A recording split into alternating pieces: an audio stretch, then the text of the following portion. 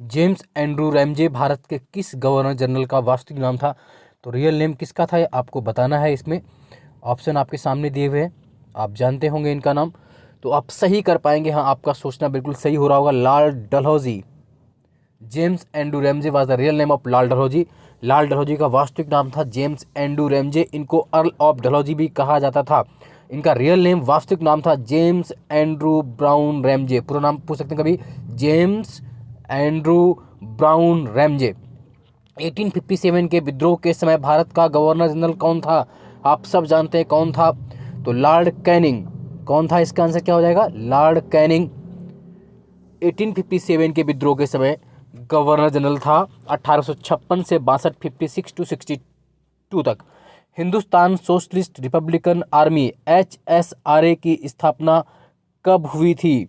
तो 1928 में हुई थी। कब हुई थी? 1928 में HSRA Hindustan socialist Republican association की स्थापना सितंबर 1928 में चंद्रशेखर आज़ाद के नेतृत्व में दिल्ली के फिरोज शाह कोटला मैदान में हुई थी। लीडरशिप कौन थे इसके? चंद्रशेखर आज़ाद। कब? सितंबर 1928 में दिल्ली के फिरोज शाह कोटला में। HSRA, पहले ये HRA थी। HSRA पहले क्या थी? HRA Hindustan Republican association. उसकी स्थापना कानपुर में 1925 में हुई थी। निम्नलिखित में कौन काकोरी कांड से संबंधित नहीं था? तो काकोरी कांड से संबंधित रामप्रसाद बिस्मिल थे, राजेंद्र लाहिड़ी थे, अशफाकुल्लाह थे, सूर्यसेन इससे संबंधित नहीं थे। सूर्यसेन का संबंध नहीं था। सूर्यसेन काकोरी कांड से संबंधित नहीं थे। बाकी सभी का संबंध काकोरी कांड से था। काकोरी कांड जो आप जानते हैं, जिसमें 4 लोगों को फांसी हुई थी, रामप्रसाद बिस्मिल, राजेंद्र लाहिड़ी, अशफाकुल्लाह खान और रोशन सिंह को। सूर्यसेन बंगाल चटगांव आर्मी के नेता थे। निम्न में से कौन उत्तराखंड की प्राचीन प्रजाति नहीं है? यक्ष, नाग, खासी, किन्नर। तो इसका आंसर हो जाएगा खासी। खासी उत्तराखंड की प्राचीन प्रजाति नहीं। खासी बेसिकली पूर्वोत्तर भारत के मेघालय और असम में मिलती। बाकी यक्ष, नाग, किन्नर ये सभी उत्तराखंड की रहने वाली जनजातियां हैं प्राचीन। अगला है, खुड़बुड़ा का युद्ध हुआ था, तो बताइए कब हुआ था? खुड़बुड़ा का युद्ध एक बहुत महत्वपूर्ण युद्ध है उत्तराखंड के इतिहास में। तो ये 1804 1804 में इसका युद्ध हुआ था। कब हुआ था? 1804 1804 ईस्वी में खुड़बुड़ा का युद्ध हुआ था। किसके किसके बीच हुआ था? प्रद्युम्न शाह एवं गोरखा के बीच, है ना, गोरखाओं और प्रद्युम्न शाह के बीच, जिसमें देहरादून के खुड़बुड़ा नामक स्थान पर युद्ध हुआ था, जहां पर गढ़वाल नरेश प्रद्युम्न शाह वीर गति को प्राप्त हो गए थे। ये 1946 में पर्वतीय क्षेत्र के लिए अलग प्रशासनिक भाग बनाने की मांग किसने की? किसने की थी अलग प्रशासनिक भाग बनाने के लिए? बताइए आप में से कितने लोग जानते हैं? सही आप सोच रहे होंगे, बद्रीदत्त पांडे जी ने। किसने की थी? बद्रीदत्त पांडे ने की थी। बद्रीदत्त पांडे भारत के स्वतंत्रता संग्राम सेनानी थे। तत्कालीन संयुक्त प्रांत वर्तमान उत्तराखंड में अल्मोड़ा से स्वतंत्र भारत के सांसद चुने गए थे और 1946 में 1946 में पर्वतीय क्षेत्र से अलग प्रशासनिक भाग बनाने की मांग सर्वप्रथम बद्रीदत्त पांडे ने की थी। कब की थी? 1946 में। आप देख पा रहे हैं क्वेश्चन किस तरह से आ रहे हैं, क्वेश्चंस का पैटर्न क्या है, ट्रेंड्स क्या चल रहा है क्वेश्चंस का। कितने बेहतरीन क्वेश्चन हिस्ट्री के, कितने बेहतरीन क्वेश्चन उत्तराखंड के जो मैं करा रहा हूँ लगातार आपके काम आएंगे। और ये हम डिस्कस कर रहे हैं पेपर, उत्तराखंड PCS प्रारंभिक परीक्षा का पेपर डिस्कस कर रहे हैं। अगला क्वेश्चन है इसमें, सिगौली की संधि हुई थी, कब हुई थी? सिगौली की संधि कब हुई थी? 3/05/15। तो 1815 में सिगौली की संधि हुई थी। और ये संधि वैसी संधि है जो आज भी भारत की सबसे प्राचीन संधि मानी जाती है।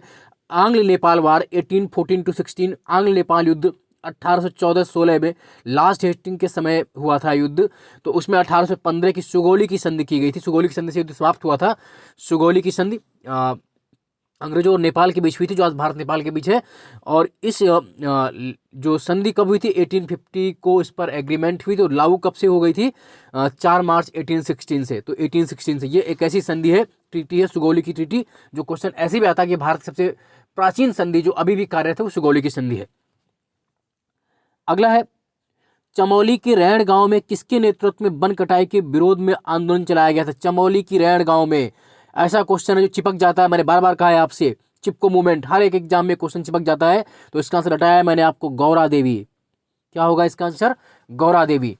1973-74 1974 में चमोली के जोशीमठ की रैणी गांव में लगभग 680 हेक्टेयर को जंगल नीलाम कर दिया था। उसके विरोध में तत्कालीन एक बीडो महिला थी वहां की, गौरा देवी, ये बड़ी संख्या में महिलाओं ने पेड़ों से चिपक कर इस आंदोलन का विरोध किया था, इसीलिए इसको चिपको मूवमेंट, एक स्वाभाविक आत्मिक संबोधन निकला वहां से, भावनात्मक लगाओ चिपको, पेड़ों से चिपक कर पेड़ों की रक्षा करती थी, इसीलिए उसका नाम चिपको मूवमेंट पड़ा। 1973 चमोली चिपको, चमोली चिपको, गौरा देवी, और गौरा देवी के बाद इसको सुंदरलाल बहुगुणा और चंडी प्रसाद भट्ट इसको बहुत आगे तक ले गए, है ना, याद रखेंगे, ये हर एक एग्जाम में आता है। मैंने जैसा कि कहा था कि आपको उत्तराखंड पीसेस का सॉल्व दूंगा, तो आप सबसे पहले उत्तराखंड पीसेस सॉल्व यहाँ पर देख रहे हैं।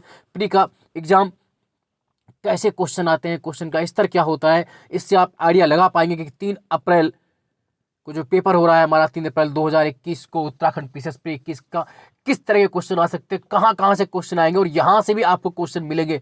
तो बिना किसी देरी के आप जुड़े रहिए, चैनल को सब्सक्राइब कर लीजिए, लाइक शेयर करना ना भूलें, क्योंकि मैं इतनी मेहनत करता हूँ तो आप थोड़ी सी मेहनत तो आप भी कर सकते हैं कि चैनल को लाइक सब्सक्राइब शेयर जरूर करें और वहाँ दूर दराज गाँव तक पहुँचाएं, क्योंकि उत्तराखंड से मेरा भी एक इमोशनल अटैचमेंट है। बचपन क्लास 1 से लेकर 10 तक वहीं मैंने पढ़ाई की है, और मैंने वहाँ के दुर्गम और दुरूह स्थानों को देखा है, कैसे लोग पढ़ते, तो उन स्थानों तक पहुँचे ही, और लोग बड़ी संख्या में SDM deputy SP BDO CDO बन सके वहाँ से। तो आप जुटिए और ये जो भर्ती है उसको सफलता की ओर ले जाने में अपना तन मन धन सब झोंक दीजिए, देखिए आप कैसे नहीं सफल होते। अगला क्वेश्चन, परमार वंश का संस्थापक कौन था? अजयपाल, कनकपाल, कनकराव, जगतपाल। तो इस उत्तर का बी होगा, इसका उत्तर क्या माना जाएगा? Option B, Kanakpal, Kanakpal. वैसे अगर हम परमार वंश की स्थापना हिस्ट्री में पढ़ते हैं तो उपेंद्र राज अथवा कृष्णराज ने की थी 10th सेंचुरी में, लेकिन इसमें जो कि उपेंद्र राज या कृष्णराज का ऑप्शन नहीं है, इसलिए संभावित ऑप्शन जो है कनकपाल होगा। निम्न में से कौन सा प्राचीन वलित पर्वत नहीं है? Which is the not oldest, है ना, जो प्राचीन वलित पर्वत फोल्डेड माउंटेन नहीं है, तो बताइए कौन सा नहीं है इसमें? यूराल नहीं है, अरावली, एंडीज, अपलेशियन, कौन सा नहीं होना चाहिए? तो एंडीज पर्वतमाला, क्या आंसर होगा? एंडीज, एंडीज पर्वतमाला युवा है तो वलित, योंग फोल्डेड माउंटेन है, जबकि Aravalli, Ural, Appalachian old folded mountain है। इसमें सभी फोल्डेड माउंटेन है, बट जो यूराल है, अरावली और अपलेशियन ये प्राचीन पर्वत है, जबकि एंडीज नया पर्वत है। अरावली को हम प्राचीनतम पर्वत कहते हैं, पूरे विश्व का सबसे प्राचीनतम फोल्डेड माउंटेन अरावली है, जो कि राजस्थान, हरियाणा, दिल्ली में है। और अरावली पर्वतमाला की सबसे ऊंची चोटी गुरु शिखर है, राजस्थान में है। इसकी ऊंचाई कितनी है आपको कमेंट्स बॉक्स में बताना है कि गुरु शिखर पर्वतमाला की हाइट कितनी है। निम्न में से कौन सा एक मूल स्थल रूप है? ज्वालामुखी शंख, अवशिष्ट पर्वत, मोनाडाक, अपरदनात्मक जलप्रपात। तो ज्वालामुखी शंकु आपका एक मूल स्थल रूप है, ज्वालामुखी शंकु। सर्वाधिक तटीय अपर्दन किससे होता है? बोलो, लहरों से होता है, ज्वार भाटा से, धाराओं से, सुनामी से। तो सर्वाधिक जो तटीय अपर्दन कोस्टल इरोजन होता है वो किससे होता है? लहरों से होता है। किससे होता है? लहरों से। तटीय अपर्दन समुद्री लहरों से होता है सबसे, लेकिन सब सर्वाधिक जो होता है तटीय अपर्दन लहरों से होता है। वायुमंडल की सबसे निचली परत, लोवेस्ट लेयर कौन सी है? तो आप सब जानते हैं सबसे लोवेस्ट लेयर कौन सी है? क्षोभ मंडल है, आप जानते हैं। सबसे पहले क्षोभ मंडल, फिर समताप मंडल, फिर मध्य मंडल, फिर आयन मंडल, फिर वायुमंडल। Troposphere, stratosphere, mesosphere, ionosphere, exosphere. तो ट्रोपोस्फेयर यानी क्षोभ मंडल सबसे लोवेस्ट लेयर हो गई। पृथ्वी की भूमध्य रेखीय परिधि लगभग कितनी है? तो लगभग कितनी है बताइए? पृथ्वी की भूमध्य रेखीय परिधि लगभग कितनी है? तो इसका आंसर मिल जाएगा आपको बी, 40,000 किमी, लगभग 40,000, 90.28 है ना, तो 40,000 किलोमीटर लगभग पृथ्वी की भूमध्य रेखीय परिधि है।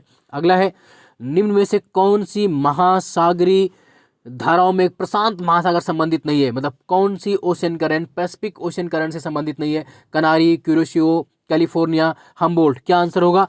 तो इसमें कनारी, कनारी एक ओल्ड है ना, ओल्ड करंट है, एक कोल्ड करंट है, ठंडी महासागरीय धारा है, जो कि नॉर्दर्न अटलांटिक ओशियन, कनारी अटलांटिक महासागर की समुद्री धारा है, जबकि बाकी तीनों क्यूरोशियो, कैलिफोर्निया, हम्बोल्ट तीनों का संबंध प्रशांत महासागर की धारा से। तो कनारी ठंडी महासागरीय धारा है जो उत्तरी अटलांटिक महासागर से संबंधित है, याद रखेंगे इस बात को। अगला है साप्टा, दक्षिण एशियाई वरीता व्यापार समझौता का गठन किस वर्ष हुआ था? साप्टा, जिसे South Asia free trade organisation कहते हैं, कब संपन्न हुआ था, तो आप बताइए कब हुआ था।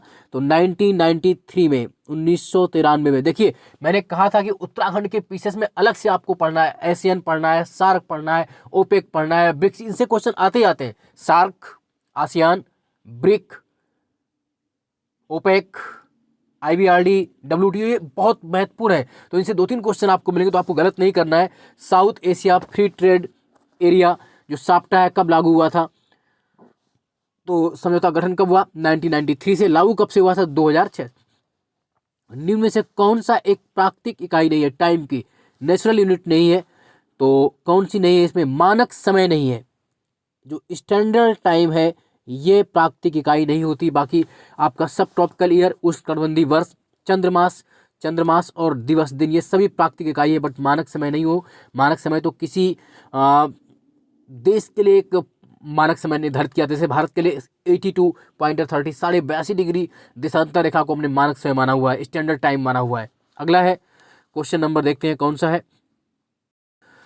अगला है बादल परिणाम है, किसके परिणाम है बादल। बादल कैसे बनते हैं तो आप सब जानते हैं, संघनन है ना, कंडेंसेशन। तो ये बादल जो हो जाएंगे, आपका आंसर क्या हो जाएगा, संघनन। बादल किससे बनते हैं, संघनन बनते हैं। बादलों का निर्माण संघनन की प्रक्रिया के फलस्वरूप होता है, ये आप सभी जानते हैं। चैनल को सब्सक्राइब और लाइक और शेयर करना ना भूले।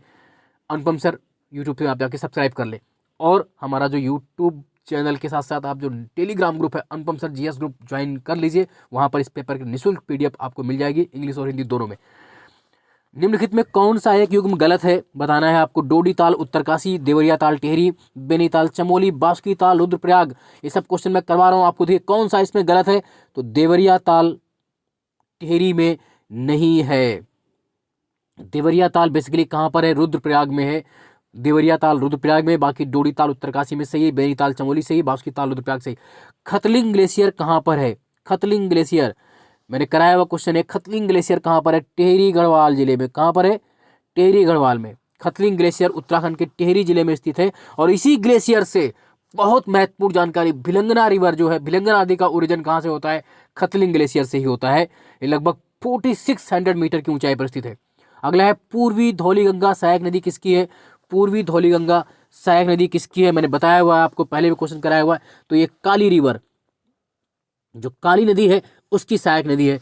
पूर्वी धौलीगंगा नदी काली रिवर की सहायक नदी। और काली नदी आप जानते हैं लिपलेक दर्रे के पास काला पानी ग्लेशियर से निकलती है, काला पानी मिलम के पास पिथौरागढ़ से निकलती है। और अभी चर्चा में है, चूंकि अभी 2-4 दिन पहले न्यूज आपने सुनी कि नेपाल ने काला पानी में एक जानबूझ करके प्रोगंडा फैलाने की कोशिश की है कि वो जनगणना करवाने का प्रयास कर रहा है अंतरिक्ष में सैटेलाइट के माध्यम से, चीन के इशारे पर। उसको भारत की पावर का भी एहसास नहीं है। उत्तराखंड राज्य के किस राष्ट्रीय पार्क को 2006 में प्रोजेक्ट टाइगर परियोजना के अंतर्गत सम्मिलित किया गया था, तो 2006 में जिसे शामिल किया गया था वो था Rajaji national park. Rajaji national park को शामिल किया गया था। ये उत्तराखंड में राजाजी नेशनल पार्क है, देहरादून में है, आप जानते हैं। और जो प्रोजेक्ट टाइगर कार्यक्रम स्टार्ट भी किया गया था वो भी उत्तराखंड से स्टार्ट किया गया था, अप्रैल 1973 में Jim Corbett national park Nainital Garhwal Uttarakhand में। तो जो प्रोजेक्ट टाइगर कार्यक्रम शुरुआत सबसे पहले हुई थी वो 1973 में हुई थी, वो भी उत्तराखंड से हुई थी, जिम कॉर्बेट नेशनल पार्क से हुई थी, ध्यान रखिए। और उत्तराखंड में आज नंबर 3 पर सर्वाधिक बाघ मिलते हैं, आप ये जानते हैं ना। सबसे ज्यादा बाघ MP में है, उसके बाद कर्नाटक में है, फिर उत्तराखंड में है।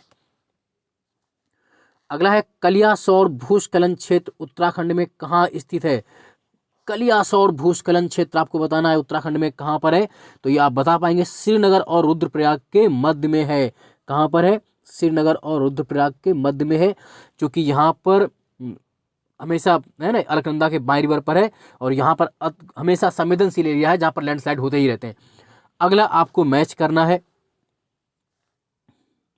उत्तराखंड में किस वन्य जीव विहार समूह की स्थित पश्चिम से पूर्व की ओर है, मतलब वेस्ट से ईस्ट की ओर सही है, तो देख लीजिए। तो इसका आंसर आपको मिल जाएगा C, केदारनाथ, नंदा देवी, बिस्कोट, बिनसर और अस्कोट।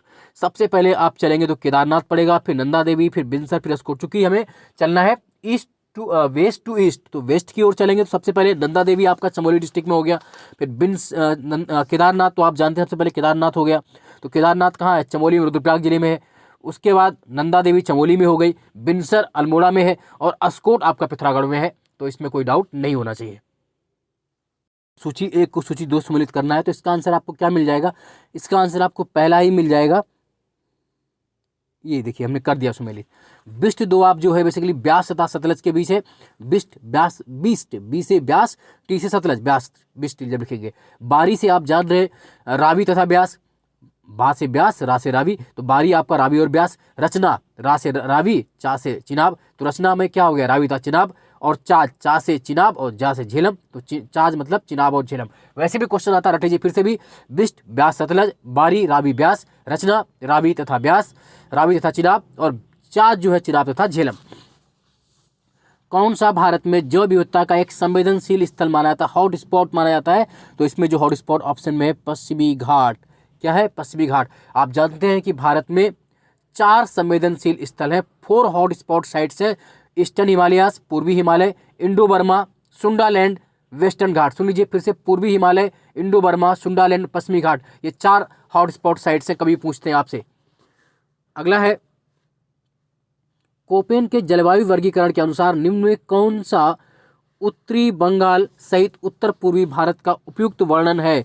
तो उत्तरी बंगाल सहित उत्तर पूर्वी भारत की बात कर रहे हैं, तो इसका आंसर हो जाएगा आपका डी, शुष्क सर्दी सहित आर्द्र उपोष्ण जलवायु, CWG, है ना।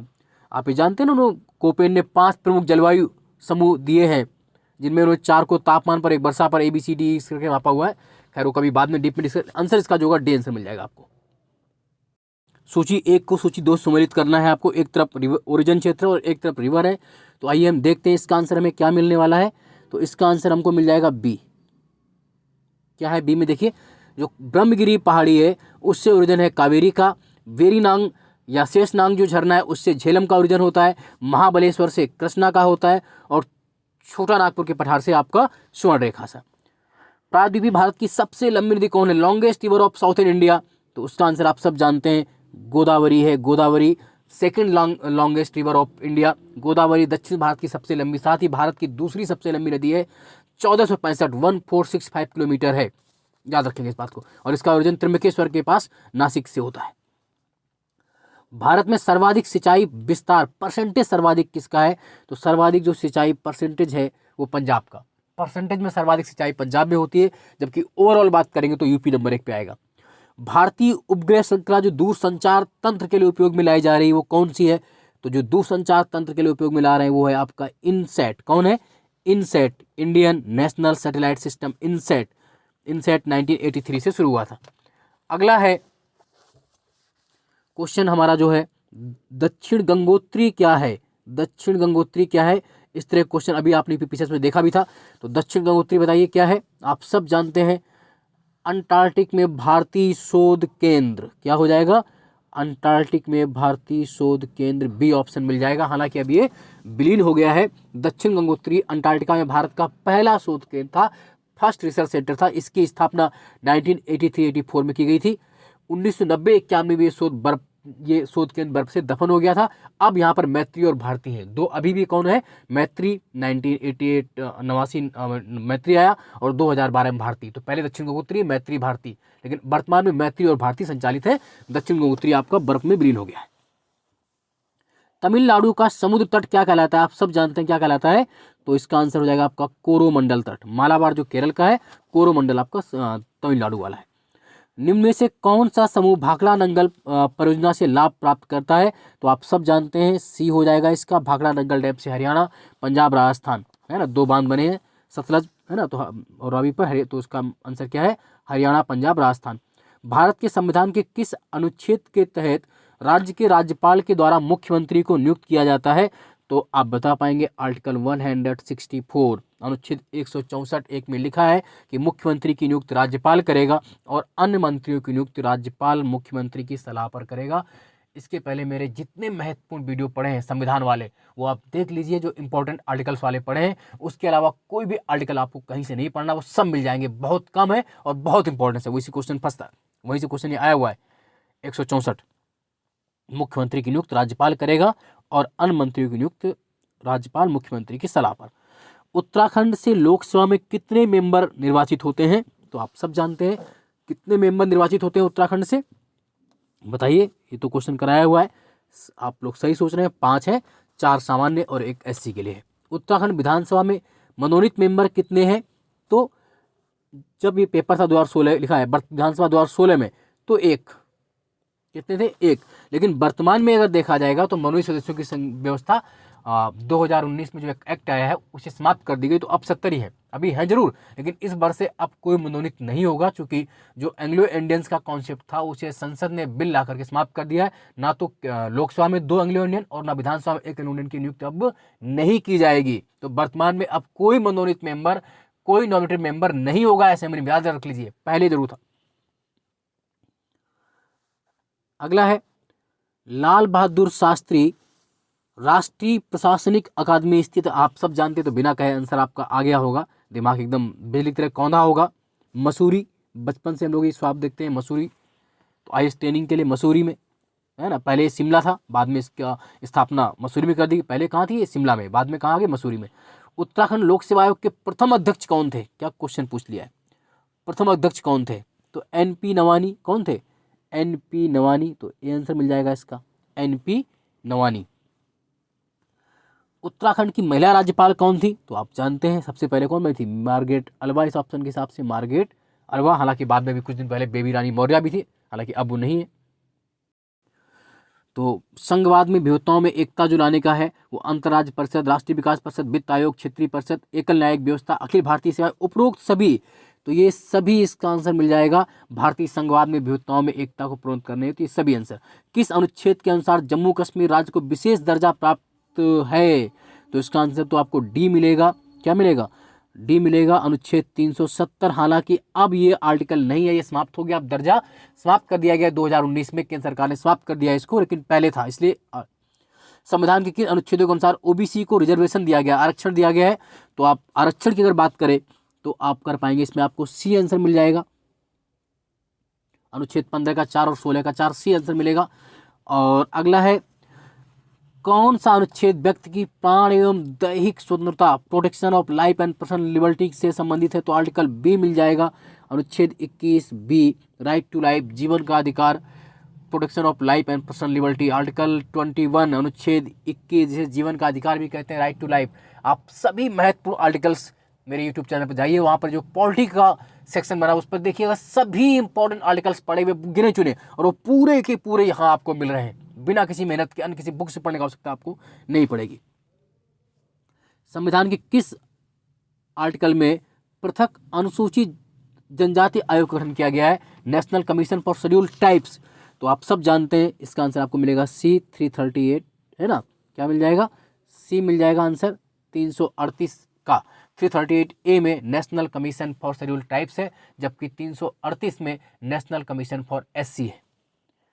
संयुक्त राष्ट्र संघ के प्रजातंत्रीकरण की मांग का संबंध मुख्यतः किससे है, तो सुरक्षा परिषद से है, सिक्योरिटी काउंसिल से है, तो इसका आंसर सी मिल जाएगा। बहुत लंबा डिस्कशन हम लोग नहीं कर सकते क्योंकि इतना लंबा पेपर है, इसलिए सिर्फ आंसरों पर बात कर रहे हैं अभी। भारत में सार्क सम्मेलन सर्वप्रथम किस वर्ष आयोजित किया गया था, तो जो पहला सार्क सम्मेलन इंडिया में हुआ था वो 1986 में हुआ था। देखिए मैंने कहा ना कि सार्क, आसियान, ब्रिक्स में कितने क्वेश्चन यहाँ पूछते हैं उत्तराखंड, वो आपको काम के हैं, आपको देखना ही पड़ेगा। सार्क की स्थापना आप जानते हैं 1985 में हुई थी ढाका में।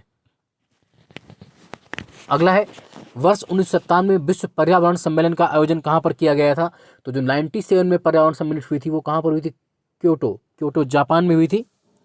भारत के परमाणु सिद्धांत में सम्मिलित है पहल ना करना, न्यूनतम विश्वसनीय निवारण, एक तरफा प्रतिबंध, उपरोक्त सभी। तो भारत का जो परमाणु सिद्धांत है, नो फर्स्ट यूज के सिद्धांत पर काम करता है, तो ये सभी है इसमें, उपरोक्त सभी। सन 2001 में ब्रिक्स शब्द को किसने गढ़ा था, तो आप सब जानते हैं ब्रिक्स शब्द किसने दिया था, जिम ओ नील ने। किसने दिया था, जिम ओ नील। 2001 में गोल्डमैन सैक्स के अर्थशास्त्री इकोनॉमिस्ट जिम ओ नील ने ब्रिक्स शब्द ब्राजील, रूस, भारत तथा चीन को बनाकर दिया था। किसके शासनकाल में भारत में उदारीकरण का प्रथम चरण प्रारंभ होता है, तो आप सब जानते हैं किसके शासनकाल में प्रारंभ होता है, तो पीवी नरसिंहा राव के समय उदारीकरण का प्रथम चरण एलपीजी जो आया था ना आपका, उदारीकरण, निजीकरण, वैश्वीकरण 1991 में, और मनमोहन सिंह उस वक्त वित्त मंत्री थे। वर्ष 2016 में किसको राष्ट्रीय दल की मान्यता दी गई थी, 2016 में टीएमसी को, तृणमूल कांग्रेस ममता बनर्जी पार्टी को नेशनल पार्टी का दर्जा दिया गया था।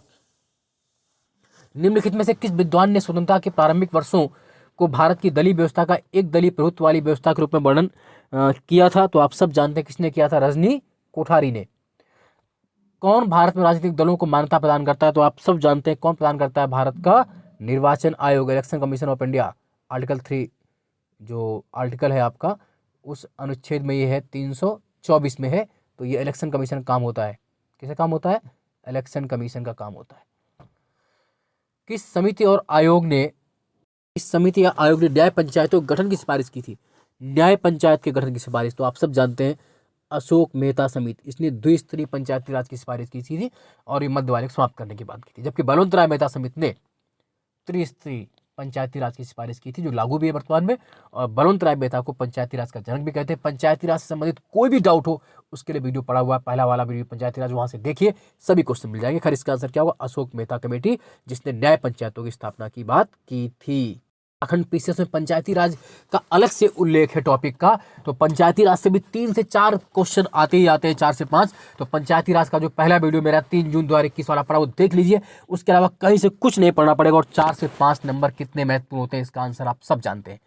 जिनका एक एक नंबर से रुकता है उनको इसको बताने की आवश्यकता नहीं है। पंचायती राज व्यवस्था निम्न में से किस सूची में आप सब जानते हैं? तो पंचायती राज व्यवस्था जो है वो राज्य सूची में है। निम्न कार्यों में कौन सा कार्य स्थानीय स्वशासन से संबंधित है? जन स्वास्थ्य, जन उपयोगी सेवाएं, स्वच्छता का प्रबंध, लोक व्यवस्था का अनुकूल, क्या होना चाहिए बताइए इसमें से कौन सा होगा? तो आप ये सब जानते हैं संबंधित नहीं है। तो लोक व्यवस्था का अनुरक्षण नहीं है, बाकी सभी स्थानीय स्वशासन से संबंधित है। कौन सा कार्य लोकल सेल्फ गवर्नमेंट में नहीं है? तो लोक व्यवस्था नहीं है, वो राज्य के हवाले आती है।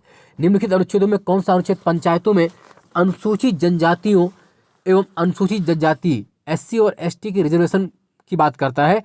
तो आप ये सब जानते हैं 243D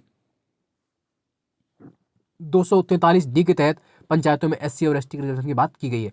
सेवा के अधिकार, राइट टू सर्विस की अवधारणा प्रारंभ हुई थी, सबसे पहले कहां पर प्रारंभ हुई थी? तो ग्रेट ब्रिटेन में, UK में। कहां पर? ग्रेट ब्रिटेन में। सर्वप्रथम सेवा के अधिकार की अवधारणा 1991 में ग्रेट ब्रिटेन में प्रारंभ हुई थी और भारत में सबसे पहले MP में।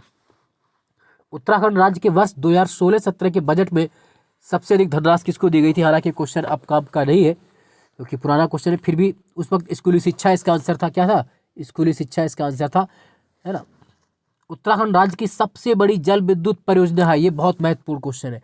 सबसे बड़ी जो जल विद्युत परियोजना है आप बताइए। शारदा है, खदोरी है, पथरी है, टिहरी है? तो आप सही सही सोच रहे हैं, टिहरी परियोजना सबसे बड़ी है। टिहरी जो है ये भारत का सबसे ऊंचा टॉलेस्ट डैम है और ये भागीरथी और भिलंगना के संगम पर बन रही है। उत्तराखंड का हरेला पर्व संबंधित है, एक सब करवाए हमने। हरेला किससे संबंधित है? पौधारोपण से। हरेला पौधारोपण से हरेला पर्व है ना। श्रावण मास में लगने वाले पहले आषाढ़ में हरेला बोने के लिए सब हरेला बो करके लोग, है ना, श्रावण मास में बनाया जाता है। बहुत बेहतरीन पर्व है, खेती के साथ जुड़ा हुआ पर्व है। कौन सा एयरपोर्ट उत्तराखंड में सर्वाधिक संचालन में है? तो आप बता पाएंगे कौन सा है? जौली ग्रांट। कौन सा है? जौली ग्रांट। ये कहाँ पर है जौली ग्रांट? देहरादून में। कहाँ पर है? देहरादून में। 2015 में उत्तराखंड में किस स्थान पर सर्वाधिक पर्यटक आए थे? तो तब तो बद्रीनाथ में आए थे। कहाँ आए थे? बद्रीनाथ में आए थे। हालांकि 2020 में सर्वाधिक कहाँ गए? गंगोत्री गए। 2011 की जनगणना के अनुसार उत्तराखंड में किस जिले की जनसंख्या सबसे कम है? कराया हुआ क्वेश्चन है ये मेरा। रुद्रप्रयाग की सबसे कम जनसंख्या कहाँ की है? रुद्रप्रयाग की। सर्वाधिक जनसंख्या हरिद्वार की है। इन विकल्प में अगर बात करें तो इसमें रुद्रप्रयाग, चंपावत, बागेश्वर, चमोली, तो सबसे जो कम होगी वो रुद्रप्रयाग की वैसे भी है। और ओवरऑल अगर बात करें सर्वाधिक हरिद्वार की, सबसे कम रुद्रप्रयाग की, याद रखिएगा। निम्नलिखित देशों में कौन सा देश भारत का विदेशी व्यापार में सबसे बड़ा साझेदार है? अमेरिका है। कौन है? अमेरिका है, USA है, आज की डेट में USA है। अगला है राष्ट्रीय कृषि, उस वक्त जब आंसर क्वेश्चन पूछा गया तब चीन आंसर होता है, लेकिन आज की डेट में USA। राष्ट्रीय कृषि बीमा योजना भारत में किस वर्ष प्रारंभ हुई? तो राष्ट्रीय कृषि बीमा 1999 से 2000 में प्रारंभ हुई, है ना। सबसे पहले केंद्रीय कृषि मंत्रालय द्वारा अप्रैल 1985 में प्रारंभ की गई थी। व्यापक फसल बीमा योजना की जगह रबी के मौसम 99-2000 से इसी के स्थान पर राष्ट्रीय कृषि बीमा योजना प्रारंभ कर दी गई थी। 2011 की जनगणना के अनुसार भारत के निम्नलिखित राज्यों में किसमें न्यूनतम लिंगानुपात है? मिनिमम सेक्स रेशियो आप सब जानते हैं किसका है? हरियाणा का सबसे कम सेक्स रेशियो है। हरियाणा में कितना है? 879 है। सर्वाधिक लिंगानुपात केरल में है। भारत में राष्ट्रीय आय की गणना की समस्याओं में से एक है, क्या है? गैर मौद्रीकृत उपभोग, जो गैर मौद्रीकृत उपभोग होता है उसकी गणना नहीं की जा सकती है। भारत में कृषि के लिए पुनर्वित्त प्रदान करने वाला सर्वोच्च बैंक कौन सा है? तो आप सब जानते हैं नाबार्ड है। कौन है? नाबार्ड, राष्ट्रीय कृषि एवं ग्रामीण विकास बैंक। नाबार्ड की स्थापना 12 जुलाई 1982 को की गई थी। 14वें वित्त आयोग ने कितने परसेंट राज्यों को आवंटित करने की मात्रा की थी? तो 14वें वित्त आयोग ने कितना कहा था? 42%। 42% ग्रांट्स स्टेट को देने की बात किसने की थी? फोर्टीन फाइनेंस कमीशन ने, 14वें वित्त आयोग ने। जबकि 15वें वित्त आयोग ने 1% कम करके 41% देने की बात कही, याद कर लीजिए। भारत में कौन सा क्षेत्र सबसे अधिक एफडीआई इक्विटी को आदर्शित करता है? तो सबसे ज्यादा एफडीआई कहाँ आती है? सेवा क्षेत्र में, सेवा सर्विस सेक्टर में। भारतीय रिजर्व बैंक का गवर्नर कौन था? उस वक्त गवर्नर कौन थे? उर्जित पटेल थे, है ना। लेकिन वर्तमान में कौन है? वर्तमान में कौन है? शक्तिकांत दास। वर्तमान में आरबीआई गवर्नर शक्तिकांत दास है, याद कर लीजिए। पेपर से आप ट्रेंड समझ पा रहे हैं कि वहां एसडीआई, सार्क, पंचायती राज, डब्ल्यूटीओ, ब्रिक पर कितने क्वेश्चंस आते हैं। तो इस तरह आप समझते जाइए कि पेपर हमें कहां से और कितने सेक्टर पर कितनी मेहनत करनी है। मानव विकास सूचकांक एसडीआई में किसका संयुक्त सूचकांक होता है? तो आप सब जानते हैं, इसका आंसर आपको मिल जाएगा सी। जीवन प्रत्याशा, शैक्षणिक उपलब्धि, प्रति व्यक्ति आय एसडीआई में शामिल होता है। जीवन प्रत्याशा, शैक्षिक उपलब्धि एवं प्रति व्यक्ति आय। भारत में सीमांत जोत का आकार क्या होता है? तो आप सब जानते हैं 1 हेक्टेयर से कम। जो मार्जिनल फार्मर है, जो सीमांत जोत है, मार्जिनल लैंड होल्डिंग 1 हेक्टेयर से कम, सीमांत जोत से बोलते हैं 1 हेक्टेयर से कम मार्जिनल लैंड होल्डिंग को सीमांत जोत कहा जाता है। ब्रिक, देखिए फिर क्वेश्चन आए, ब्रिक संघ ब्रिक्स में कब परिवर्तित हुआ था? तो 2000, इसमें ऑप्शन में 10 आपका सही हो जाएगा। 2010 में। आप जानते हैं पहले ब्रिक बना ब्राजील, रूस, भारत, चीन 2009 में। उसके बाद 2010 में ब्रिक्स में चेंज हो गया। 2010-11 में साउथ अफ्रीका मिल गया इसमें, तो ब्रिक्स से फिर क्या हो गया? ब्रिक्स हो गया था। ब्राजील, रूस, भारत, चीन के बाद साउथ अफ्रीका मिला अभी 2010-11 में, तो 5 देश इसमें ब्रिक्स में है।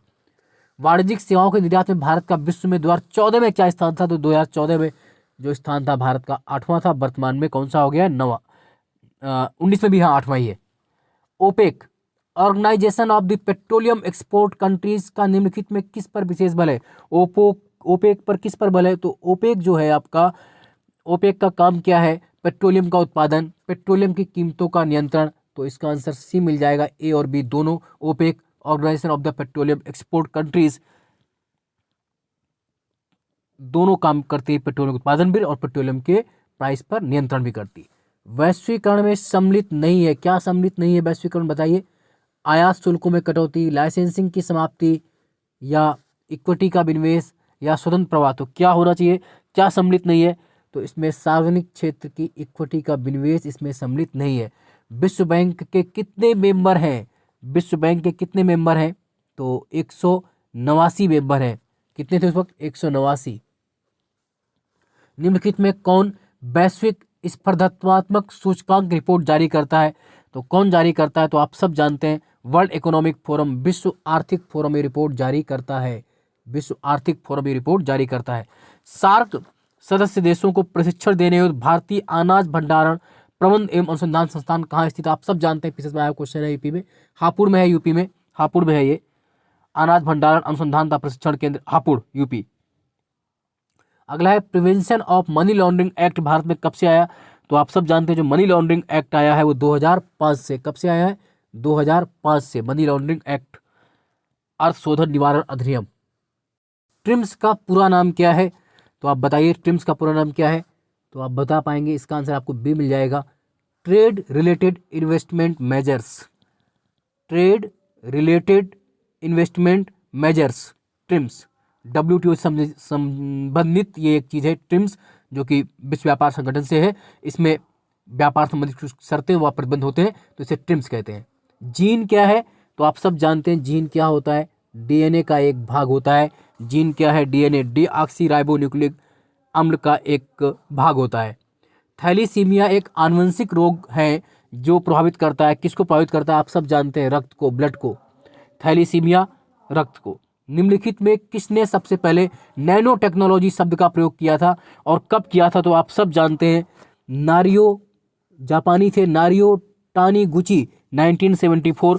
नारियो टानीगुची टोक्यो यूनिवर्सिटी के विज्ञान के प्रोफेसर थे। इन्होंने सबसे पहले नैनो टेक्नोलॉजी शब्द का प्रयोग 1974 में किया था। उत्तराखंड पशुधन विकास बोर्ड का प्रशिक्षण केंद्र कहाँ पर स्थित है? तो आप सब जानते हैं कहाँ पर स्थित है, ऋषिकेश में। कहाँ पर है? ऋषिकेश में है। उत्तराखंड पशुधन विकास बोर्ड प्रशिक्षण केंद्र ऋषिकेश में है। जबकि उत्तराखंड पशुधन विकास बोर्ड का मुख्यालय पूछेंगे तो देहरादून करेंगे। देखिए कंफ्यूजन मत करना। उत्तराखंड पशुधन विकास बोर्ड प्रशिक्षण केंद्र ऋषिकेश, उत्तराखंड पशुधन विकास बोर्ड का मुख्यालय देहरादून। निम्न में से कौन सी गैसें ग्रीन हाउस प्रभाव के लिए अत्यधिक महत्वपूर्ण है? तो आप सब जानते हैं इसका सी ऑप्शन मिल जाएगा। Carbon dioxide, methane, nitrous oxide, जलवाष्प। Carbon dioxide, methane, nitrous oxide और जलवाष्प सबसे महत्वपूर्ण गैसें हैं जो कि ग्रीन हाउस गैस है, जो पॉल्यूशन के लिए, ग्लोबल वार्मिंग के लिए जिम्मेदार है। आपको इनसे क्वेश्चंस के आने की प्रवृत्ति का पता चलना होगा, कितना पेपर बेहतरीन आता है और कैसे कैसे आपको करना है। लगातार चैनल के साथ जुड़े रहिए, सब कुछ यहाँ पर निःशुल्क में मिलेगा। चैनल को सब्सक्राइब कर लीजिए, शेयर कर लीजिए, शेयर और कम से कम कमेंट्स करना ना भूलिए, लाइक जरूर करिए। इतनी मेहनत मैं करता हूँ तो कुछ मेहनत आपकी होनी चाहिए, क्योंकि करत करत अभ्यास के जन्मत हो सुजान रसरी आवत जात ते शिल्पा परत निशान। और अंततः आप भी एक दिन ताड़ी खेत धारचूला गंगोली हाट के एसडीएम बने घूम रहे होंगे। निकिल कैडमियम बैटरी का प्रयोग किस में होता है? कार्डेस, इलेक्ट्रॉनिक उपकरण, कैलकुलेटर, ट्रांजिस्टर, उपरोक्त सभी। तो आंसर क्या मिल जाएगा? उपरोक्त सभी में इसका प्रयोग होता है। कौन सा कथन नाभिकीय विखंडन से संबंधित नहीं है? तो इसका आंसर बी है, गलत हो जाएगा, ये संबंधित नहीं है। न्यूट्रॉन प्रेरित नाभिकीय क्रिया है। नाभिकीय रिएक्टर में ऊर्जा का स्रोत जो बिजली उत्पन्न करता है ये भी है। एक परमाणु बम में बहुत अधिक ऊर्जा उत्पन्न होना ये भी है। लेकिन तारों में जो ऊर्जा उत्पन्न होती है वो नाभिकीय विखंडन से नहीं, वो नाभिकीय संलयन से होती है, नाभिकीय संलयन से। अगला है सेलुलोज एवं स्टार्च दोनों क्या होते हैं? तो क्या होते हैं आप सब जानते हैं। इसका आंसर ए मिल जाएगा, प्लस माइनस ग्लूकोज। ग्लूकोज एक एल्कोहेक्सोज है तथा इसे डेक्सट्रोट्रेस कहते हैं। ये अनेक कार्बोहाइड्रेट था, स्टार्च सेलुलोज जात का एकलक होता है। कौन सी यांत्रिक तरंग है इसमें? रेडियो तरंग, एक्स तरंग, प्रकाश ध्वनि। तो ध्वनि तरंग क्या है आपकी? यांत्रिक तरंग है, ध्वनि तरंग, साउंड वेव्स। साउंड वेव्स जो हैं वो मैकेनिकल वेव्स हैं, यांत्रिक तरंगे हैं। जबकि रेडियो तरंगे, एक्स तरंगे, प्रकाश तरंगे, विद्युत चुम्बकीय तरंगे क्या है? सब ये विद्युत चुम्बकीय तरंगे हैं, इलेक्ट्रोमैग्नेटिक वेव्स हैं। ताप बढ़ने के साथ द्रव की सांद्रता क्या होती है? आप सब जानते हैं घटती है, डिक्रीज, घटती है। ताप बढ़ने से द्रव की सांद्रता घट जाती है। द्रव का वो गुण जिसके कारण द्रव अपनी भिन्न भिन्न परतों में होने वाली सापेक्ष गति का विरोध करते हैं, सांद्रता कहलाती है। अगला क्वेश्चन, एक नैनोमीटर बराबर है किसके? आप सब जानते हैं किसके बराबर है नैनोमीटर? तो बताइए, 10 के पावर माइनस 9 मीटर। नैनोमीटर जो बराबर होगा 10 के पावर माइनस 9 मीटर। एक भू स्थिर उपग्रह का परिभ्रमण काल होता है कितना होता है? लगभग पृथ्वी के परिभ्रमण के इक्वल 24 घंटे होता है। एक भू स्थिर उपग्रह जियो सैटेलाइट पृथ्वी की सतह से लगभग 36,000 km, लगभग 35,800 km की ऊंचाई पर पृथ्वी घूर्णन की दिशा में ही परिक्रमण करता है और इसका परिक्रमण काल पीरियड ऑफ रिवोल्यूशन 24 आवर्स का होता है। क्वेश्चन पूछ लें आपसे, भू स्थिर उपग्रह कितनी ऊंचाई पर स्थापित करते हैं? तो 35,800 किलोमीटर की ऊंचाई पर। टेफ्लॉन सामान्य नाम किसका है? तो टेफ्लॉन आप जानते हैं आप, पॉलीटेट्राफ्लोरोएथिलीन। किसका है? पॉलीटेट्राफ्लोरोएथिलीन। उत्तराखंड का साथ पीसीएस 21 यूपी में भी आ चुका क्वेश्चन है, पॉलीटेट्राफ्लोरोएथिलीन। गलत नहीं करना है। अगला है, निम्नलिखित में कौन सा जोड़ा तांबे की मिश्र धातुओं का है? मतलब तांबा किससे मिलकर बनता है? कॉपर। तो आप सब जानते हैं सी इसका आंसर आपको मिलना चाहिए। क्या मिलेगा? तांबे की जो मिश्र धातु है वो पीतल एवं कांसा है, दोनों तांबे से बनते हैं, पीतल एवं कांसा। आप ये जानते हैं ब्रॉस और ब्रॉन्ज दोनों तांबे के मिश्र धातुओं का जोड़ा है इसमें। एक अर्धचालक में विद्युत चालन होता है, कैसे होता है? इलेक्ट्रॉन एवं होल्स दोनों के द्वारा। इलेक्ट्रॉन एवं होल्स दोनों के द्वारा जो अर्धचालक होते हैं, सेमीकंडक्टर होते हैं, इसमें जो चालन होता है वो दोनों से होता है। रेड डाटा बुक का प्रकाशन किसके द्वारा होता है? तो रेड डाटा बुक आप जानते हैं IUCN के द्वारा। किसके द्वारा? IUCN। रेड डाटा बुक का प्रकाशन IUCN, international union for conservation of nature द्वारा किया जाता है और इसकी स्थापना वर्ष 1964 में की गई थी। इसमें ऐसी प्रजातियों को रखा जाता है जो विलुप्त होने का खतरा बढ़ रहा है। अगला है, ये भी कराया हुआ क्वेश्चन है, उत्तराखंड में बांज बुरास के पौधे हैं, किस चीज़ की विशेषता है इनकी? तो ये समशीतोष्ण वनों की विशेषता है। उत्तराखंड में बांज बुरास जो पौधे हैं वो समशीतोष्ण वनों में पाए जाते हैं। इसके अलावा काफल, खारूस, देवदार भी इसी पेड़ों की विशेषता है। क्योंकि स्वास्थ्य थोड़ा गड़बड़ है इसलिए आवाज़ थोड़ी डिस्टर्ब हो रही होगी, बट आपको मैनेज करना पड़ेगा क्योंकि समय कम है, मात्र 60 दिन शेष है और 60 दिन में आपको 60 लड़ाइयाँ लड़नी है। राष्ट्रीय उद्यानों में आनुवंशिक विविधता का रखरखाव किया जाता है, किसके द्वारा किया जाता है? तो आप सब बता पाएंगे, जो नेशनल पार्क में होता है वो in situ conservation, in situ संरक्षण द्वारा, राष्ट्रीय उद्यानों तथा वन्यजीव अभ्यारण्यों में इन सीटू संरक्षण, इन सीटू कंजर्वेशन द्वारा आनुवंशिक विविधता का रखरखाव किया जाता है। जबकि अगर उन्हें किसी दूसरे स्थान पर संरक्षित किया जाता है तो उसे एक्स सीटू कहते हैं। भारतवर्ष का प्रथम राष्ट्रीय उद्यान है, मतलब ये क्वेश्चन तो इतना घटिया हो गया है कि हर बार ही आता है, जिम कॉर्बेट नेशनल पार्क। आप ये जानते हैं सबसे पहले 1936 में उत्तराखंड में हरी नेशनल पार्क की स्थापना की गई थी और इसी का नाम बदल करके जिम कॉर्बेट नेशनल पार्क कर दिया गया है। समानांतर फसल का उदाहरण है तो कौन है इसमें? गेहूं प्लस सरसों, बी ऑप्शन मिल जाएगा आपको, गेहूं प्लस सरसों, व्हीट और मस्टर्ड। समानांतर फसल के अंतर्गत दो भिन्न विकास वाली फसलें शामिल होती हैं और इनके बीच जीरो कंपटीशन, शून्य प्रतियोगिता होती है, तो गेहूं और सरसों समानांतर फसल का उदाहरण है। निम्न से कौन सा एक ऑपरेटिंग सिस्टम है? तो ऑपरेटिंग सिस्टम इसमें से कौन सा? यूनिक्स है। निम्नलिखित में से कौन सी सीपीयू तथा मुख्य स्मृति के बीच अत्यधिक तेज छोटी आकार की स्मृति होती है? तो आप सब जानते हैं कैश स्मृति, जो कैश मेमोरी होती है वो सबसे तेज छोटी आकार की मेमोरी होती है। अगला है टेलीविजन ट्रांसमिशन में निम्न में से किसका उदाहरण है? तो टेलीविजन ट्रांसमिशन जो है वो सिंप्लेक्स कम्युनिकेशन का उदाहरण है। किसका? सिंप्लेक्स कम्युनिकेशन का। प्रोटोकॉलों का वो समूह जो सभी ट्रांसमिशन एक्सचेंजेस को इंटरनेट में एक ओर से दूसरी ओर भेजने को परिभाषित करता है, क्या कहलाता है? तो आप सब जानते हैं टीसीपी या IP. TCP transmission control protocol एक रूटिंग प्रोटोकॉल होता है, जबकि आईपी इंटरनल प्रोटोकॉल एक रूटेड प्रोटोकॉल होता है ना। इंटरनेट पर जानकारी पैकेट्स के रूप में होती है, सब कर लेंगे आप। निम्न में से कौन सी सर्विस लेयर क्लाउड कंप्यूटिंग में अलग से उपलब्ध नहीं होती है? अलग से उपलब्ध नहीं होती है, तो इसका आंसर आपको ए मिल जाएगा, hardware as a service. Tehri रियासत का भारतीय संघ में विलय कब हुआ? आप सब जानते हैं, रटा हुआ क्वेश्चन है। तो 1 अगस्त 1949, 1 अगस्त 1949 को। कब हुआ था? 1 अगस्त 1949 को। राजा उस वक्त मानवेंद्र शाह थे, उन्होंने भारतीय रियासत में विलय कर दिया था टिहरी रियासत का। महाभारत में कुणिद नरेश किस नाम से जाने जाते थे? तो महाभारत में कुणिद नरेश को हम जानते थे, वो आपका सी मिल जाएगा, द्विजश्रेष्ठ। महाभारत में कुणिद नरेश द्विजश्रेष्ठ के नाम से जाने जाते हैं। इनका वर्णन महाभारत के सवा के अध्याय 51 के भाग 1 में मिलता है। उन्हें द्विजों का प्रधान राजा कहकर द्विजश्रेष्ठ कहा गया है। उत्तरकाशी का ऐतिहासिक नाम क्या था? तो आप सब जानते हैं बाड़ाहाट, डी आंसर बाड़ाहाट। बाड़ाहाट का मतलब होता है बड़े बाजार से। किंगी विंगरी नीति माणा क्या है? तो ये सब जानते हैं उत्तराखंड के दर्रे हैं। क्या है ये? दर्रे हैं। किंगी विंगी नीति माणा दर्रे हैं। नीति भारत उत्तराखंड तिब्बत को जोड़ने वाला है ना। और माना दर्रा हिमालय क्षेत्र में भारत तिब्बत के बीच है। इसी को चिरबतिया डुगरी लाल भी कहते हैं और यही से देवताल झील है जहां से सरस्वती का ओरिजिन भी होता है। चिराग सेन किस खेल से संबंधित है? तो चिराग सेन बैडमिंटन से संबंधित है। किससे? बैडमिंटन से। बैडमिंटन से। अगला है मौड़ मेला कहाँ आयोजित होता है? कौन सा मेला? मौड़ मेला, फेमस मेला है उत्तराखंड का। तो आप सब जानते हैं मौड़ मेला बेसिकली पाली पछाऊ जौनसार रवाई। कहाँ पर? पाली पछाऊ जौनसार रवाई। तो मौड़ मेला बेसिकली जौनसारियों का मेला होता है। एक ऐसा आयोजन होता है जहां पर मछलियों का बड़ी मात्रा में सामूहिक शिकार किया जाता है ना। टिहरी राज्य प्रजामंडल की स्थापना किसने की थी? आप सब जानते हैं वीर श्रीदेव सुमन ने की थी। टिहरी राज्य प्रजामंडल की स्थापना श्रीदेव सुमन ने जनवरी 1939 में देहरादून में किया था। टिहरी राज्य प्रजामंडल की स्थापना देहरादून में 1939 में। भारत के किस राज्य में न्यूट्रिनो वेधशाला स्थापित की जा रही? करंट क्वेश्चन था उस वक्त। तमिलनाडु। रियो प्रांत में दीपा मलिक ने किस प्रतिभा में पदक जीता था? तो दीपा मलिक आप सब जानते हैं गोला फेंक।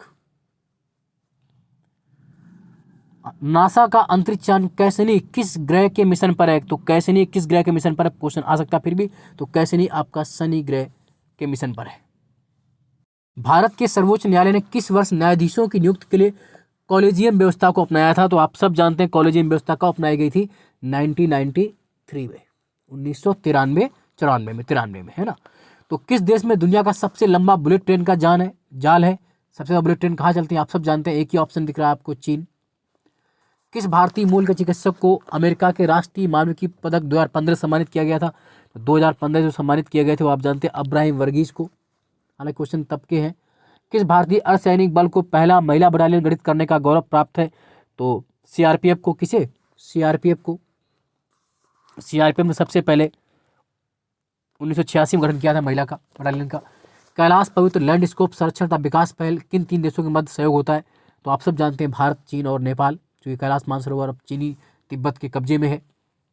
किस निजी क्षेत्र में बैंक ने भारत में पहली बार सॉफ्टवेयर रोबोटिक्स का उपयोग किया था? तो आईसीआई बैंक ने।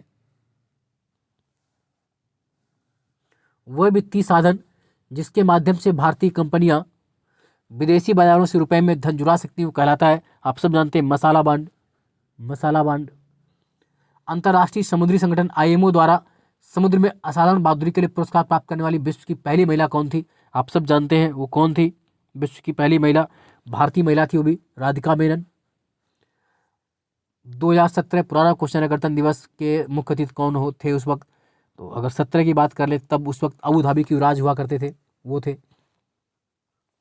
बतुखम्बा किस राज्य का पर्व है? बतुखम्बा फिर भी आ सकता है, तेलंगाना का पर्व है। बतुखम्बा तेलंगाना का प्रसिद्ध पर्व है। एस अगेंस्ट ऑड्स किसकी आत्मकथा है? तो सानिया मिर्जा की। किसकी है? सानिया मिर्जा। वर्ष 2014 में किसे प्राच्य भाषा का दर्जा दिया गया था? तो ओडिया को। किसे दिया गया था? ओडिया।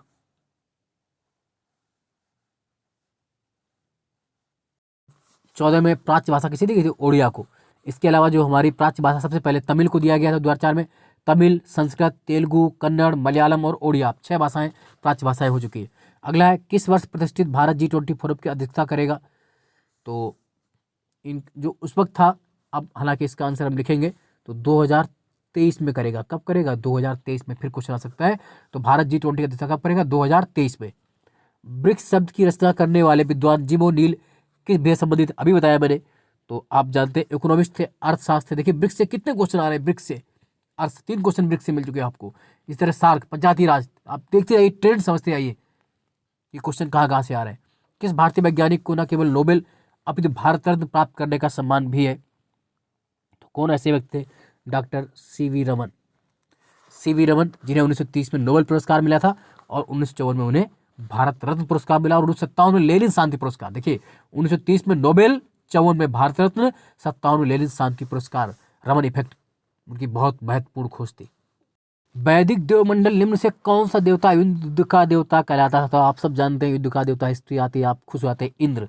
इंद्र को युद्ध का देवता, वृत्तासुर हंता, पूरा भीत, किलो का भेदने वाला, सोम का पान करने वाला, मधवान, दानी आदि भी कहते थे। मगध में नंदवंश का संस्थापक कौन था? तो महापद्मानंद। कौन था? महापद्मानंद नंदवंश का फाउंडर था। यूनानी लेखक जस्टिन द्वारा सैंडोकट किसे कहा गया है? तो सैंडोकट किसे कहा गया है? चंद्रगुप्त मौर्य को। Chandragupta Maurya, A option. निम्नलिखित स्थानों में कौन सा स्थान पूर्व मध्यकाल में शिक्षा का केंद्र नहीं था? तो पूर्व मध्यकाल में तक्षशिला नहीं था, पहले था लेकिन पूर्व मध्यकाल में नालंदा, विक्रमशिला और उदंतपुर थे। तक्षशिला प्राचीन काल में था। न्याय दर्शन के संस्थापक कौन थे? तो न्याय के गौतम। न्याय के गौतम। घोड़े के नाल की आकार की मेहराब सर्वप्रथम प्रयोग कहाँ लाई गई थी? तो इसका आंसर अलाई दरवाजा। कहाँ पर लाई गई थी? अलाई दरवाजा। अलाउद्दीन खिलजी द्वारा इसका निर्माण करवाया गया था, कुतुब, है ना। अगला है, निम्नलिखित में कौन सा सूफी संत महबूबे इलाही के नाम से जाना जाता? कितना कराया मैंने, महबूबे इलाही के नाम से जाना जाता। तो आप सब जानते हैं शेख निजामुद्दीन औलिया। शेख निजामुद्दीन औलिया को महबूबे इलाही कहते हैं और इन्होंने 7 से अधिक सुल्तानों का राज्यकाल देखा था। सुल्तान जिसने बढ़ाकर भुराई 50% कर दिया था, तो इसमें दोनों आंसर मिल जाएंगे आपको। अलाउद्दीन खिलजी ने भी कर दिया था और मोहम्मद तुगलक ने भी, दोनों ने। तो पहले किसने किया था? अलाउद्दीन खिलजी ने। तो अगर पहले पूछेंगे तो अलाउद्दीन खिलजी आंसर होगा, बाद में इसका मोहम्मद तुगलक आंसर होगा। निम्नलिखित इमारतों में कौन सी इमारत शान फतेहपुर कही जाती है? तो शान फतेहपुर कहलाती है जामा मस्जिद। कौन सी? जामा मस्जिद, शान फतेहपुर। शान फतेहपुर जामा मस्जिद।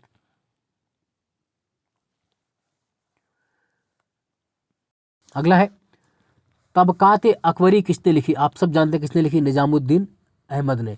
डी ऑप्शन मिल जाएगा, निजामुद्दीन अहमद। अगला है, किस सिख गुरु के द्वारा सिखों को खालसा में परिवर्तित किया गया था? तो आप सब जानते हैं खालसा की स्थापना गुरु गोविंद सिंह ने 1699 में की थी। 1699 में खालसा पंथ की स्थापना गुरु गोविंद सिंह ने की थी। निम्न में से कौन सा नीला जल योजना ब्लू वाटर पॉलिसी संबंधित था? तो आप सब जानते हैं द अल्मीडा। कौन था? The de Almeida. अल्मीडा की जो पॉलिसी थी, फ्रांसिस्को द अल्मीडा 1505 में गवर्नर बनकर आया था पुर्तगाली, और व्यापारिक हितों से परिपेक्ष होकर के हिंद महासागर में प्रभुत्व स्थापित करने के लिए इसने ब्लू वाटर पॉलिसी लागू की थी। उस फ्रांसीसी सेनापति का नाम बताइए जो 1760 के वार्डीवास युद्ध में पराजित हो गया था। तो कौन हो गया था? काउंट डी लाली। कौन हो गया था? काउंट डी लाली। और अंग्रेज सेना के सेनापति कौन थे जिसने हराया था? तो वो सर आयरकूट थे। ब्रिटिश संसद में किस अधिनियम में भारत में व्यापार पर ईस्ट इंडिया कंपनी के एकाधिकार को समाप्त कर दिया? तो किससे समाप्त कर दिया था? 1813 के चार्टर एक्ट से समाप्त कर दिया था। सिर्फ चाय और चीनी का व्यापार चलता रहा था। चाय और चीनी का व्यापार 33 से समाप्त हुआ है, बाकी सभी। दक्षिण भारत में सिंचाई व्यवस्था का अग्रदूत किसे मानते हैं? सर आर्थर कॉटन को। किसे? सर आर्थर कॉटन को दक्षिण भारत में सिंचाई व्यवस्था का अग्रदूत माना जाता है। इस तरह ये 150 क्वेश्चन समाप्त हुए। पेपर का पैटर्न आप देखिए। आपने जो संस्थाएं हैं, ब्रिक्स हैं, सार्क है, IBRD है, WTO, वहाँ से पढ़ना ज़्यादा, पंचायती राज पर फोकस करिए, हिस्ट्री पर फोकस कर लीजिए। और उत्तराखंड की हिस्ट्री करंट, कितना बढ़िया पेपर है, पूरा सॉल्व मैंने किया है, संतुलित और पूरा सही सॉल्व है। एक आध गलती अगर कहीं हो तो आप कमेंट्स बॉक्स में लिखिएगा, उसको पिन कर दिया जाएगा। लाइक शेयर सब्सक्राइब करना ना भूलें। टेलीग्राम ग्रुप अनुपम सर GS ग्रुप ज्वाइन कर ले, वहाँ पर इसकी निःशुल्क PDF आपको इंग्लिश और हिंदी दोनों में मिल जाएगी। धन्यवाद।